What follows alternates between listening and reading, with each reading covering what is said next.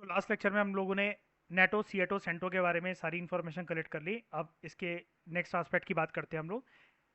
कुछ टाइम पहले हमने पढ़ा था, आपको याद होगा, कोल्ड वॉर ने एक तरीके से, कोल्ड वॉर मतलब एक ऐसा इवेंट था जिससे ऐसा लगता था कि दुनिया दो अलायंस सिस्टम के अंदर कंप्लीट तरीके से डिवाइड हो ही जाएगी, है ना। कि अगर ये पूरा का पूरा ग्लोब है तो ये बट जाएगा, है ना, ईस्ट साइड में वेस्ट साइड में, जिसको एक साइड लीड करेगी यूएसए, दूसरी साइड लीड करेगी यूएसएसआर। यहाँ पर इनके alliances, military pacts, military bases, ideologies, ये सब कुछ मतलब घूमते रहेंगे इधर से उधर, है ना। ये डर था। अब क्या हुआ, वर्ल्ड के अंदर इस टाइम के दौरान नई नई सरकमस्टांसेस पैदा हुई। नई नई सरकमस्टांसेस पैदा हुई। क्या थी नई नई सरकमस्टांसेस? बड़ी सारी नई नई कंट्रीज, मतलब बड़ी सारी कंट्रीज नई नई अपना इंडिपेंडेंस गेन कर रही थी। वो अभी तक गुलाम थी किसी ना किसी कंट्रीज की। कहने का मतलब क्या है, वो किसी ना किसी कॉलोनीज की गुलाम थी, उसके चंगुल में फंसी हुई थी। दे वर द कॉलोनाइज्ड नेशंस। अब जब वो इंडिपेंडेंट होना शुरू हुई, आज़ाद होना शुरू हुई, तो इसको कहा जाता है कि वर्ल्ड के अंदर एक प्रोसेस शुरू हो गया जहां पर कॉलोनीज, याद है जैसे ब्रिटेन, हम डिस्कस करते हैं मॉडर्न इंडियन हिस्ट्री में, जब हम लोग यूपीएससी पढ़ते हैं तो आपको पता है ना, मैंने आपको बताया था कि ब्रिटेन ना वैसे आज़ादी देता नहीं इंडिया को, लेकिन सेकेंड वर्ल्ड वॉर के बाद इतनी कमर टूट गई थी, उसको कितनी कॉलोनी संभालता, अपना खर्चा कैसे देखता, कितना ज़्यादा मैन एंड मटेरियल का नुकसान था।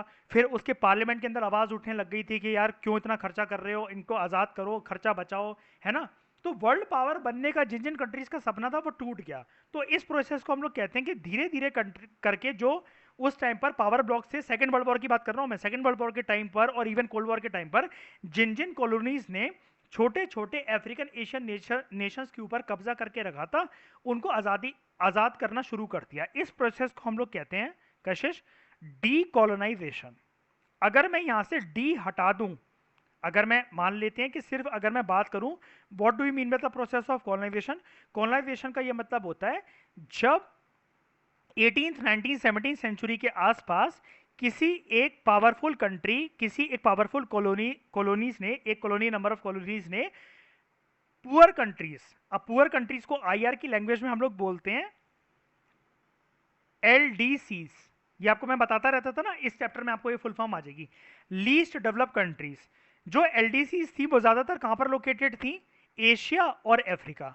बड़ी सारी एशिया और अफ्रीका की कंट्रीज को जब पावरफुल कंट्रीज ने कब्जा करना शुरू करा, उनको गुलाम बनाना शुरू करा, उसको कहते हैं कॉलोनाइजेशन। जब आजादी देना शुरू करी तो उस प्रोसेस को हम लोग कहते हैं डीकोलाइजेशन। इतना समझ के पहले बता दूं, हाँ या ना? ठीक है। तो बड़ी सारी कंट्रीज, अब इस टाइम पर पॉलिटिकल स्ट्रक्चर वर्ल्ड का चेंज हो रहा था। बड़ी सारी जो कॉलोनीज थी उन्होंने अपने कब्जा करे हुए स्टेट्स को, जो टॉप सॉरी जो टॉप पावर्स थी, जो पावरफुल कंट्रीज होती ना, जैसे जिसने कब्जा कर रखा होता है, तो मैंने आपको एक टर्म बताई थी पीएसआईआर में, उसको कहते हैं कॉलोनाइजर। जो बंधा हुआ होता है, मतलब जिसके ऊपर रूल चल रहा होता है कॉलोनाइजर का, उसको हम लोग कहते हैं कॉलोनीज। कॉलोनीज मतलब छोटी कंट्रीज, और वो कौन थी? इस जनरली लीस्ट डेवलप कंट्रीज थी, जो कि एशिया और अफ्रीका की बड़ी सारी कंट्रीज थी। तो बड़ी सारी कॉलोनीज, बड़ी सारी least develop countries Asia Asia Africa से, उन्होंने आज़ादी उनको मिलना शुरू हो गई। किससे? From the colonial powers. जैसे बेसिकली तो ब्रिटेन ने तो बहुत सारे मतलब कंट्रीज को गुलाम बनाया हुआ था, फ्रांस ने बनाया हुआ था। इन्होंने धीरे धीरे कर कर, एक के बाद एक कर कर, अपने खुद के इनके एक्सपेंसेस निकल नहीं रहे थे। खुद की कंट्री में इतना ज़्यादा खर्चा हो रहा था, उसके बाद दो वर्ल्ड वॉर लड़ी गई थी, तो इन लोगों की एक तरीके से बैकबोन टूटने लग गई थी। फिर इतनी सारी कंट्रीज को चलाना, फिर वहाँ पर देखना कि बगावत ना हो जाए। फिर बहुत सारी कंट्रीज के अंदर, एशिया अफ्रीका की कंट्रीज के अंदर नेशनल मूवमेंट शुरू हो गई थी आज़ादी के लिए, जैसे हमारी थी ना इंडियन इंडिपेंडेंस की मूवमेंट। ऐसी बड़ी सारी नेशनल मूवमेंट शुरू होना शुरू हो गई थी, है ना। जैसे साउथ अफ्रीका में आप जानते ही हो, फेमस एग्जांपल नेल्सन मंडेला वाला। इंडिया के अंदर आप जानते ही हो गांधी जी की ये सारी मूवमेंट जो थी। इन मूवमेंट्स की वजह से इन पावर्स को फील होने लगा, कॉलोनियल पावर्स को, कि भाई आज़ादी देनी पड़ेगी, क्योंकि इनको संभालना, इनका खर्चा उठाना बहुत मुश्किल है, और कभी भी बगावत हो जाती है, फिर हमें अपनी मिलिट्री यहाँ से वहाँ शिफ्ट कर करके भेजनी पड़ती है। एक साथ हम सब पे ध्यान नहीं रख सकते। तो एक ऐसा एरा स्टार्ट हुआ 1940s के टाइम पर, जब बहुत सारी एशिया और अफ्रीका की कंट्रीज को आज़ादी मिलना शुरू हो गई। ठीक है, समझ गए? अब हुआ क्या, बड़ी सारी अफ्रीका और एशिया की कंट्रीज जब आज़ाद होना शुरू हुई ना कशिश, उनको ये डर था, उनको सामने, क्योंकि वर्ल्ड सिचुएशन तो सामने सबको दिख ही रही थी ना, उनकी आंखों के सामने थी, कोई चीज़ छुपी तो थी नहीं कि दुनिया के अंदर परिस्थितियां क्या बन रही है, सरकमस्टांसेस क्या बन रहे हैं। ऐसी सिचुएशन के अंदर ये सारी की सारी न्यूली इंडिपेंडेंट कंट्रीज को न्यूली इंडिपेंडेंट कंट्रीज को एक डर था, दे वर फियरफुल, कि चलो कॉलोनियल पावर से तो आज़ादी मिल जाएगी, इनसे तो हम इंडिपेंडेंस गेन कर लेंगे, लेकिन हमें पता है कि आज़ाद होने के बाद दुनिया की जो सिचुएशन है, वो सिचुएशन इस टाइम पे है कोल्ड वॉर की सिचुएशन, जहां पर पूरी दुनिया डिवाइडेड है with in the camp of USA and USSR, and this is the era of cold war. तो हमें कोई ना कोई यार, कल को हो सकता है इनकी अलायंसेस ज्वाइन करनी पड़े आज़ादी के बाद, क्योंकि दिख तो सबको रहा था कि भाई आज़ादी हो रही है, लेकिन यार दुनिया में सरवाइव करने के लिए हम अपना इंडिपेंडेंट स्टेटस तो मेंटेन कर नहीं पाएंगे, क्योंकि नई नई कंट्रीज आज़ाद हो रहे हैं, अभी हमें अपना करेंसी, पैसा, इकोनॉमिक डेवलपमेंट, लोगों को पॉवर्टी से बाहर निकालना है, एजुकेशन देनी है, इंफ्रास्ट्रक्चर पे डेवलप करना है, कंट्रीज को संभालनी है, आर्मी, मिलिट्री, नेवी, सब कुछ चाहिए। इसके लिए पैसा चाहिए, डेवलपमेंट आनी चाहिए, अकेले ला नहीं सकते। और वर्ल्ड की सिचुएशन हमें ये दिख रही है आज़ादी के बाद, जब हमने दरवाज़ा खोला, जब हम गुलाम थे, अब मैं छूट कर गया बाहर, रूम से बाहर निकल कर गया जितने सालों की गुलामी के बाद, तो भाई देखने को मिल रहा है पूरी दुनिया तो डिवाइडेड है। कोई यूएसए के ग्रुप को ज्वाइन कर रहा है, नेटो सीएटो सेंटो, कोई यूएसएसआर के ग्रुप को ज्वाइन कर रहा है, वॉर्सो पैक्ट को। इनको डर था कि अब ना there will be a system of formal independence, और पूरी दुनिया के अंदर अलग अलग कंट्रीज, अलग अलग रीजन्स के अंदर क्रैक्स और स्प्लिट आएंगे, अलायंसेस के अंदर आएंगे। ठीक है, एक एग्जांपल है, जैसे कम्युनिस्ट चाइना जो था, बाद में उसकी यूएसएसआर से लड़ाई हो जाती है टुवर्ड्स लेट 1950s एंड 1969, और छोटा सा इनके बीच में एक युद्ध चलता है टेरिटोरियल डिस्प्यूट को लेकर। तो इनको ये लगा इस इवेंट से, जैसे आपके सामने ही है, बड़ी सारी कंट्रीज को ये लगने लगा, एक तो हमारी ऊपर वाला जो मैंने आपको पॉइंट बताया, एक तो हमारी फ्रीडम खतरे में, बाद में कल कोई सुपर पावर, हम जानते हैं कि हम जैसी छोटी न्यूली इंडिपेंडेंट कंट्रीज को यूज करेगा अपने फायदे के लिए, हमारा कोई फ्रीडम नहीं, हमारा कोई स्टेटस नहीं। और इनको ज्वाइन करने का मतलब है कि जो हमने अपने अपने देशों के अंदर आज़ादी की लड़ाई की डिमांड उठाई है, वो वेस्ट हो गई, क्योंकि गुलामी यहां से तो जाएगी, लेकिन किसी और की करनी पड़ेगी। समझ रहे हो? तो फ्रीडम एक तरीके से रियल सेंस के अंदर मिल ही नहीं पाएगा हमें। तब एक नया कंसेप्ट इमर्ज होकर आता है, और उसके पीछे इसलिए इंडिया इतना फेमस है, इसलिए इंडिया इतना फेमस है कशिश। जवाहरलाल नेहरू कॉन्फ्रेंसेस करते हैं, एशिया और अफ्रीका के कुछ 4 लीडर्स को अपने साथ मिलाते हैं, कहते हैं जरूरी क्या है दोस्तों ज्वाइन करना इनको, ज्यादा से ज्यादा ये हमारा क्या कर लेंगे। तो दूसरी कंट्रीज ने बोला सर ज्वाइन तो करना पड़ेगा, पूरी दुनिया कोई ना कोई कंट्री ज्वाइन कर रही है, हम अकेले रह जाएंगे तो फिर क्या करेंगे, कल कोई हम पे हावी हो सकते हैं। उन्होंने कहा हावी तो तब होंगे जब अकेले रह जाएंगे, let's make a group and help each other. हम सारे के सारे नए आजाद हुए, एक तरीके से जेल से छूटे हुए कैदी हैं, एक दूसरे की मदद करते हैं, सारे के सारे गरीब है, सबको अपनी दिशा समझ में आ रही है कि आज से नया धंधा स्टार्ट करना है। यहाँ पर नए धंधे का मतलब है कि आज से अपना कॉन्स्टिट्यूशन बनाना है, डेवलपमेंट लानी है, पॉवर्टी हटानी है, ग्रोथ इंश्योर करनी है, करेंसी छापनी है, बहुत कुछ है हमारे सामने। इनकी हेल्प क्यों लें, क्यों अपना देश को एक अड्डा बना दें इनके लिए, मिलिट्री बेसिस के लिए। Let's make a new group. उन्होंने कहा आपका क्या आइडिया है। जवाहरलाल नेहरू जी ने कहा, और 4 लीडर्स ने मिलकर पूरे मतलब एशिया और अफ्रीका की कंट्रीज के लीडर्स को समझाया, आओ नैम फॉर्म करते हैं। उन्होंने कहा नैम मतलब, उन्होंने कहा नॉन अलाइन मूवमेंट। अलाइन का मतलब होता है कशिश, अलाइन का मतलब होता है किसी एक की तरफ ना झुकावट, या तो यहां पर या ऐसे। और वर्ल्ड में झुकावट इस टाइम पर कैसे थी, या तो यूएसए की तरफ या यूएसएसआर की तरफ, ओरिएंटेशन एक तरीके से। अलाइन का मतलब होता है ज्वाइन करना किसी को, नॉन अलाइन का मतलब क्या होता है, नॉन ज्वाइनिंग, हम किसी को ज्वाइन नहीं करेंगे। तो इन्होंने पूछा नेहरू से और उनके 4 अदर मेंबर से कि आप पांचों फाउंडिंग फादर्स नाम के ये बताइए, इससे खतरा नहीं मिलेगा, खतरा नहीं बढ़ेगा हमारे लिए कि कल को हम ज्वाइन नहीं कर रहे, वो हमसे नफरत नहीं करेंगे, प्रेशराइज नहीं करेंगे। नेहरू जी ने कहा प्रेशराइज तो करेंगे, लेकिन खतरा नहीं है हमें कुछ भी। तो बाकी लीडर्स ने पूछा क्यों, खतरा क्यों नहीं है।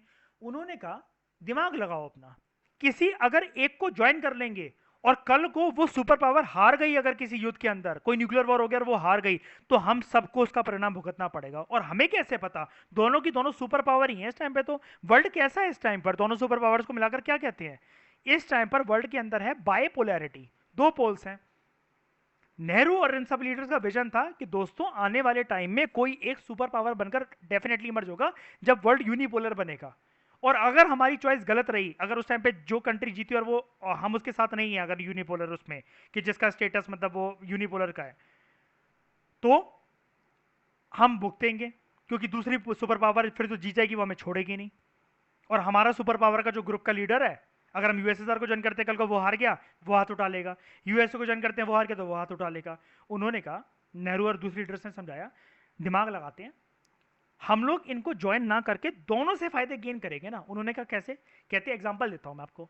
एक युद्ध अगर स्टार्ट हो जाए कल को, अगर हम लोग यूएसए के ग्रुप में है और यूएसए से इमीडिएट मदद नहीं मिल पा रही है, यूएसएसआर के ग्रुप में और इमीडिएट मदद नहीं मिल पा रही है, तो क्यों ना हम लोग न्यूट्रल स्टेटस मेंटेन करके रखें और उस टाइम पर इनको अप्रोच करें कि हमारी हेल्प कर दो।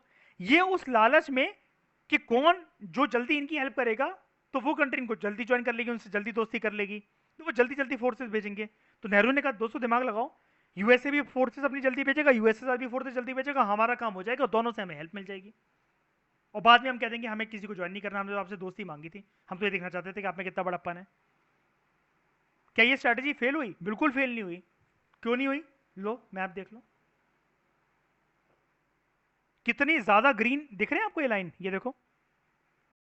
कम तो है नहीं, इसका मतलब नेम के मेंबर्स, नेहरू की ये वाली कॉन्फ्रेंस, ये वाली बात बहुत ज्यादा समझ में आई। इसका मतलब पूरा का पूरा साउथ अमेरिका का कॉन्टिनेंट, पूरा का पूरा अफ्रीका का कॉन्टिनेंट, इतना सारा सेंट्रल एशिया मिडल एशिया का पार्ट, इतना सारा साउथ एशिया, पूरा का पूरा साउथ ईस्ट एशिया इन्होंने ज्वाइन ही नहीं करा। ना यूएसएसआर के कैंप को ज्वाइन करा, ना यूएसए के कैंप को ज्वाइन करा। इन्होंने मना कर दिया कि हम दोनों में से कोई ज्वाइन नहीं करेंगे। Rather we will try to seek support from both super powers, USA भी और यूएसएसआर भी, दोनों से सपोर्ट प्राप्त करने की कोशिश करेंगे। कहानी समझ में आई? पहले बताओ, पक्का? ठीक है। तो न्यूली इंडिपेंडेंट कंट्रीज जो थी, जो कि वर्ल्ड में मतलब आज़ाद हो रही थी, उन्होंने क्या कहा, लीस्ट डेवलप कंट्रीज थी जो एशिया और अफ्रीका से, यहाँ पर उन्होंने नेम फॉर्म करी, जिसकी वजह से न्यूली इंडिपेंडेंट कंट्रीज ने एक तरीका ढूंढ लिया, they found a way of staying out of alliances. हमें किसी की लक्ष्मण रेखा दहलीज पार नहीं करनी है, कि अगर ये एक लक्ष्मण रेखा है तो भाई यहाँ पर खड़े हुए हैं ये न्यूली डेवलप कंट्रीज, और ऊपर है इनके यूएसए और नीचे है प्रेशर यूएसएसआर का। इन्होंने कहा कोई बात नहीं, हम किसी को ज्वाइन ना करके सिर्फ और सिर्फ अपने ट्रैक पे चलेंगे, हमें ना इसको ज्वाइन करना है ना इसको ज्वाइन करना है। डन। मैंने आपको एक बात बताई थी, एक क्वेश्चन लिखवाया था, याद है? कि सुपर पावर को क्या फायदा मिलता था उनको ज्वाइन करके, super sorry sorry smaller powers को क्या फायदा मिलता था सुपर पावर्स को ज्वाइन करके। और याद है मैंने बताया था, क्वेश्चन घुमाकर भी आ सकता है, सुपर पावर को क्या फायदा स्मॉलर पावर्स को अपने अलायंसेस में ज्वाइन कर, है ना? मतलब ना दो तरीके से क्वेश्चन आता है, तो देखो, you may ask why the super powers need any allies at all, क्यों चाहिए अलाइज, क्यों? आफ्टर ऑल, जिन लोगों के पास यहाँ पर लोग मतलब इन द सेंस के दो सुपर पावर्स के पास, भाई तुम्हारे पास कोई कमी तो है नहीं, तुम्हारे पास न्यूक्लियर वेपन्स हैं, तुम्हारे पास रेगुलर आर्मीज हैं, तुम इतने ज़्यादा पावरफुल हो, ठीक है, कि पूरी सबकी पावर कंबाइन कर दी जाए सारे के सारे एशिया और अफ्रीका की कंट्रीज की, तब भी वो तुम्हारी पावर को मैच नहीं कर पाएंगे। इवन यूरोप की पावर को उस टाइम पर अगर मैच कर दिया जाए, तो यूएसए और यूएसएसआर जैसी पावर से कोई भी कंट्री मैच कर ही नहीं सकती। None of the powers, entire Asia, entire Africa, entire Europe, इन सबको कंबाइन करके भी तुम्हारी पावर से कोई मैच कर नहीं सकता। और ये वाली बात तुम बहुत अच्छे से जानते हो। क्यों चाहिए फिर तुम्हें स्मॉलर पावर्स का सपोर्ट? क्या हेल्प कर देंगे वो तुम्हारी? कुछ तो तुम्हारी रणनीति है, कुछ तो तुम्हारे दिमाग के अंदर है। तो आओ इनकी साइकोलॉजी को समझते हैं। स्मॉलर स्टेट्स हेल्पफुल थे सुपर पावर्स के लिए बहुत सारे पर्पस के लिए, जैसे वो वाला टॉपिक तो छोटा था ना, कि why super powers needed the support of, sorry why smaller powers needed the support of super powers. तो यहाँ पर ही क्वेश्चन लिख लो, यहाँ क्वेश्चन लिख लो। ये ये लिख लिया था ना, चलो ठीक है। इसी में फिर आंसर यहाँ पर आप लिख लेना इसका, कि क्वेश्चन ये था कि how smaller states were helpful for super powers, ठीक है, या what benefits did smaller states serve for super power. इसके चार ये रीजंस हैं कशिश, एज इट इज ये चार लिखकर आने पड़ेंगे, क्योंकि ये क्वेश्चन बहुत फेवरेट क्वेश्चन है बोर्ड का। ये आपको चारों एज इट इज लर्न होने चाहिए इनको। और अच्छा, इनको लिखना कैसे होता है कि जैसे हम लोग की कोई चीज़ लिखते हैं ना, जैसे यहाँ पर देखो ये वाला पॉइंट, अगर मैंने लिखा इसको यहाँ पर देखो वाइटल रिसोर्सेज, तो इसको प्रॉपर तरीके से लिखकर आना है, ऐसे कोलन डालकर, ठीक है, इसको अंडरलाइन कर कर, इसको पॉइंट नंबर 1 बनाकर, फिर इसके आगे लिखना such is oil and mineral. तो आपकी ना यहाँ पर ये चार हेडिंग बनेगी। चलो एक एक हेडिंग को डिस्कस करते हैं। स्मॉलर स्टेट सुपर पावर के लिए हेल्पफुल इसलिए थी क्योंकि स्मॉलर स्टेट के पास बहुत सारे वाइटल रिसोर्सेज थे जो कि सुपर पावर की खुद की कंट्री में नहीं मिलते थे, जैसे कि ऑयल और मिनरल्स। दूसरी हेडिंग आपकी बन जाएगी टेरिटरी, पहले मैं हेडिंग बना देता हूँ, लोकेशंस और इकोनॉमिक सपोर्ट। ये चार पॉइंट याद रखना, ये आपकी हेडिंग होती है। इसके आगे आप ना हमेशा ये वाला कोलन लगाओगे, फिर आगे ये बात लिखना, ऐसे इसका आंसर ना इस स्ट्रक्चर में लिखा जाता है। टेरिटरी, स्मॉलर स्टेट्स की टेरिटरी बहुत हेल्पफुल हो सकती है सुपर पावर्स के लिए, जहां से अपने वेपन्स को लॉन्च कर सकते हैं और अपनी ट्रूप्स को लॉन्च कर सकते हैं। याद है ना कि लॉजिक ऑफ डिटरेंस जब हमने पढ़ा था, अगर एक सुपर पावर सामने वाले को पूरी तरीके से तबाह कर दे, तो भाई मेरी कहीं तो कुछ जमीन में किसी और घर में किसी और दोस्त के घर पे कुछ तो हो, मेरे वेपन्स वगैरह, ताकि भाई मेरी हस्ती मिट गई तो मेरी साइड से वो बदला ले ले, है ना, ये चीज है। लोकेशंस, एक तो लोकेशंस के एक दूसरे के ऊपर जहां से निगाह रखी जा सकती है, जैसे क्यूबा किसका दोस्त है, किसका था इस चैप्टर के अंदर, यूएसएसआर का, लेकिन पास किसके है, यूएसए के। तो क्यूबा बता सकता है ना, ओ भाई ये यूएसए ना ये प्लानिंग कर रहा है कुछ, ये तेरे दोस्तों को मारने के लिए या फिर तेरी तरफ आने के लिए, क्यूबा बता देगा। स्पाई कर सकते हैं एक दूसरे के ऊपर, है ना। और या फिर क्यूबा क्या बता देगा, यूएसएसआर खुद भी यहाँ पर इंस्टॉलेशन करके अपनी आर्मी वगैरह ट्रूप्स वगैरह करके यूएसए के ऊपर नजर रख सकता है ना। यहाँ पर यहाँ पर और इकोनॉमिक सपोर्ट, इकोनॉमिक सपोर्ट में क्या, कि छोटे छोटे स्मॉलर अलाइज हेल्प कर सकते हैं, अगर कोई बड़ा कोई मिलिट्री एक्सपेंसेस है ना उसके लिए पे करने के लिए। पे हमेशा ना कैश में नहीं होता, वो ये कह सकते हैं कि ठीक है भाई, आप नेटो की सीएटो की सेंटो की फोर्सेस बनाओ, हम अपने यंग जनरेशन के लोगों को आपकी आर्मी में भर्ती करवाते हैं, आप उनको ट्रेनिंग देना, ठीक है, हाँ जी। ऐसे करके। उसके बाद यहाँ पर एक इंपॉर्टेंट बात ये भी आती है कि they were also important for ideological reasons. Smaller states ना आइडियोलॉजिकल रीजंस के लिए भी इंपॉर्टेंट थे, क्योंकि इनकी लॉयल्टी जो थी सुपर पावर्स के साथ, वो आइडियोलॉजी की वजह से भी होती थी। अब देखो गेम समझो, चार रीजंस में कोई भी लिख लेगा कशिश, हमें ये पांचवा बनाना है, ये पांचवा है, ये पांचवी हेडिंग है, ठीक है। ये जो चार थे ना, vital resources, territory, locations, economic support और आइडियोलॉजिकल रीजंस, इस तरीके से अपना दिमाग खोलना होता है सीबीएसई को करते हुए, ठीक है। तो जो लॉयल्टी थी अलीस एलाई पावर्स की, जो लॉयल्टी थी, जो स्मॉलर स्टेट्स की जो लॉयल्टी थी, वो ये सजेस्ट करती थी कि सुपर पावर जो हैं वो एटलीस्ट युद्ध में तो नहीं जीत रहे हैं, लेकिन वॉर ऑफ आइडियाज में जीत जाए। वॉर ऑफ आइडियाज का मतलब यहाँ पर क्या है, कुछ नहीं है, ideologies, communism, socialism, capitalism and democracy, ठीक है। जैसा कि मैंने बताया, ये देखो वही लिखा हुआ है, डेमोक्रेसी, सोशलिज्म, ताकि ये मतलब आइडियोलॉजिकल सपोर्ट कुछ इस तरीके से कि वो ये शो कर सकें। एग्जाम्पल के तौर पे वो आपको ये बता रहा है कि जैसे यूएसए का कोई एली है, तो वो क्या कहेगा, यूएसए का एली अपने नेबरिंग कंट्री जो कि यूएसएसआर को किसी ने ज्वाइन कर रखा है, जैसे मतलब मान लो यूएसए और यूएसएसआर के ग्रुप को नेपाल जो है इसने ज्वाइन कर रखा है यूएसए को, बगल में इसके भूटान है ना, भूटान ने इसको ज्वाइन कर रखा है यूएसएसआर को। तो नेपाल भूटान को हमेशा ये सिखाने की कोशिश करेगा कि लिबरल डेमोक्रेसी और capitalism are better than socialism और कम्युनिज्म, और वाइसी वर्सा का मतलब क्या है, भूटान ये समझाने की कोशिश करेगा भाई तो गलत सोच रहा है, डेमोक्रेसी कैपिटलिज्म बेकार होते हैं, सोशलिज्म कम्युनिज्म बहुत अच्छे होते हैं। तो आई थिंक आपको समझ में आएगा, आ गया होगा। एरेनास ऑफ कोल्ड वॉर से हम लोग नेक्स्ट लेक्चर में बात करेंगे।